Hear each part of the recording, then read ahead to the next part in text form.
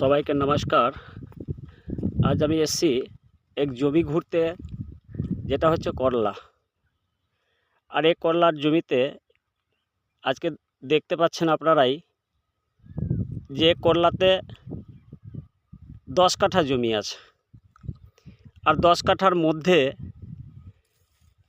আজকে প্রথমবার ওকে জিজ্ঞেস করি যে প্রথমবার ও 3 কুইন্টাল ভেঙেছিল, 3.5 কুইন্টাল, 3.5 কুইন্টাল ভেঙেছিল প্রথমবার।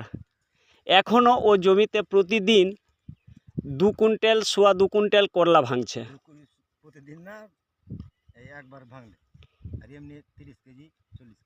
এবার ভেবে দেখুন, আমি চাইবো যে একবার তার সঙ্গেও কথা বলা যাক যে সে কি জমিতে দিয়েছিল যে এত করলা ফলছে। তো বিহাই একটু কথা বলবেন, কি দিয়েছিলেন জমিতে? ওই তো আপনার আয়ুর্বেদিক সাহার, আয়ুর্বেদিক জিসি পাওয়ার বালতিটা দিয়েছিলেন? হ্যাঁ। ও বালতি দেওয়ার পরে আপনি প্রথমবারে কতটা ভেঙেছিলেন? 3.5 কুইন্টাল। 3.5 কুইন্টাল। আর এখন পুরোটা জমি যদি ভাঙেন আপনি, তো কতটা করলা হবে? আপনার 4 দিন 5 দিনে ভাঙলে 2 কুইন্টাল হবে। 2 কুইন্টাল, 2.25 কুইন্টাল করলা হবে। তো আপনি কি এ জমিতে জিসি পাওয়ার দেওয়ার পর এর আগে কি এই ধরনের ফসল ফলাতে পেরেছিলেন? এই ধরনের হয়নি, ফলেছে এই ধরনের ফলেনি। এই ধরনের ফলেনি। তা আপনি কি এই জিসি পাওয়ার দিয়ে পুরো খুশি আছেন যে না সত্যিকারে জিসি পাওয়ার আর জমিতে কাজ করে? ওই জন্য তো আপনার 4টা না 5টা লাগা হয়ে গেল, 4-5টা বালতি দেওয়া হয়ে গেল। থ্যাংক ইউ, ধন্যবাদ।